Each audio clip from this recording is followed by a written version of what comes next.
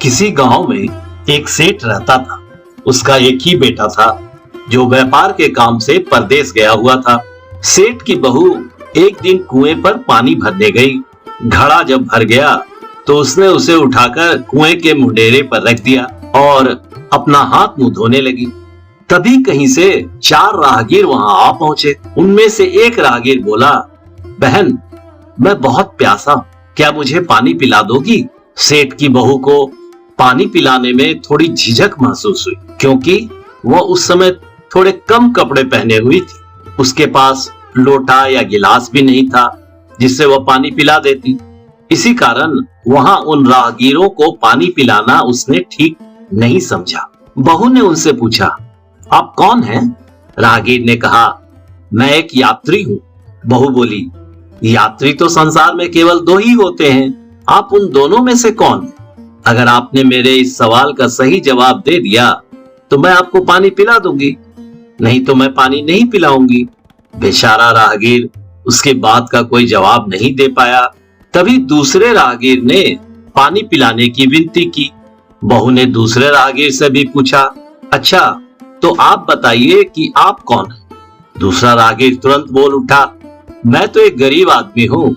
सेठ की बहू बोली, भैया, गरीब तो केवल 2 ही होते हैं, आप उनमें से कौन हैं? प्रश्न सुनकर राहगीर चकरा गया। उसको कोई जवाब नहीं सूझा तो वह चुपचाप हट गया। तीसरा राहगीर बोला, बहन, मुझे बहुत प्यास लगी है, ईश्वर के लिए तुम मुझे पानी पिला दो। बहू ने पूछा, आप कौन हैं? तीसरा राहगीर बोला, मैं तो एक अनपढ़ गंवार हूँ। यह सुनकर बहू बोली, अरे भाई, अनपढ़ गंवार तो इस संसार में बस 2 ही होते हैं, आप उनमें से कौन है? बेचारा तीसरा राहगीर भी कुछ बोल नहीं पाया। अंत में चौथा राहगीर आगे आया और बोला, बहन, मेहरबानी करके मुझे पानी पिला दो। प्यासे को पानी पिलाना तो बड़े पुण्य का काम होता है। सेठ की बहू बड़ी ही चतुर और होशियार थी।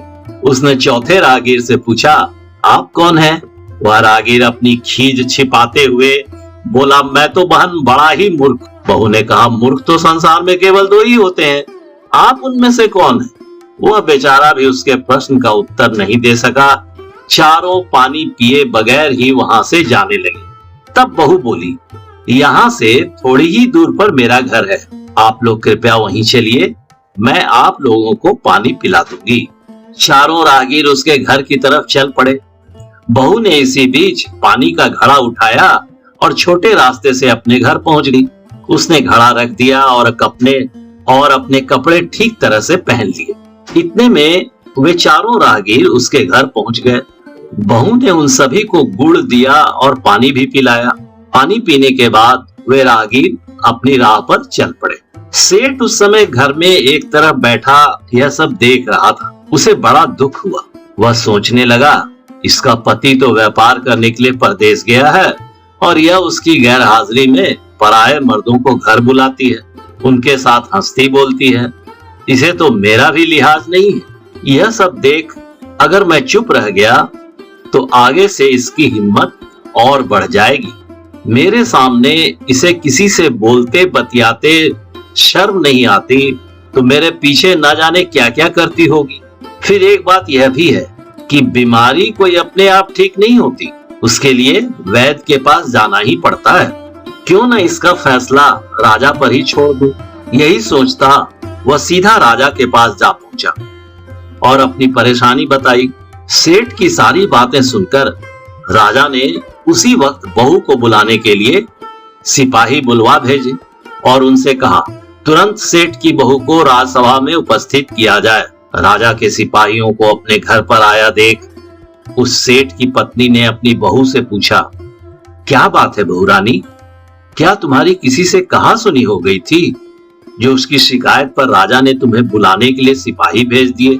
बहू ने सास की चिंता को दूर करते हुए कहा, नहीं सासू माँ, मेरी किसी से कोई कहा सुनी नहीं हुई है, आप जरा भी फिक्र ना करें। सास को आश्वस्त कर वह सिपाहियों से बोली, तुम पहले अपने राजा से यह पूछ कर आओ कि उन्होंने मुझे किस रूप में बुलाया है, बहन, बेटी या फिर बहू के रूप, किस रूप में मैं उनकी राजसभा में जाऊं। बहू की बात सुन सिपाही वापस चले गए उन्होंने राजा को सारी बातें बताई। राजा ने तुरंत आदेश दिया कि पालकी लेकर जाओ और कहना कि उसे बहू के रूप में बुलाया गया है। सिपाहियों ने राजा की आज्ञा के अनुसार जाकर सेठ की बहू से कहा, राजा ने आपको बहू के रूप में आने के लिए पालकी भेजी है। बहू उसी समय पालकी में बैठकर राजसभा में जा पहुंची। राजा ने बहू से पूछा, तुम दूसरे पुरुषों को घर पर क्यों बुला लाई जबकि तुम्हारा पति घर पर नहीं है? बहू बोली, महाराज, मैंने तो केवल कर्तव्य का पालन किया। प्यासे पथिकों को पानी पिलाना कोई अपराध नहीं है, यह हर गृहिणी का कर्तव्य है। जब मैं कुएं पर पानी भरने गई थी तब तन पर मेरे कपड़े अजनबियों के सम्मुख उपस्थित होने के अनुरूप नहीं थे। इसी कारण उन राहगीरों को कुएं पर पानी नहीं पिलाया। उन्हें बड़ी प्यास लगी थी और मैं उन्हें पानी पिलाना चाहती थी, इसीलिए उनसे मैंने मुश्किल प्रश्न पूछे और जब वे उनका उत्तर नहीं दे पाए तो उन्हें घर बुला लाई। घर पहुंचकर ही उन्हें पानी पिलाना उचित था। राजा को बहू की बात ठीक लगी। राजा को उन प्रश्नों के बारे में जानने की बड़ी उत्सुकता हुई जो बहू ने चारों राहगीरों से पूछे थे।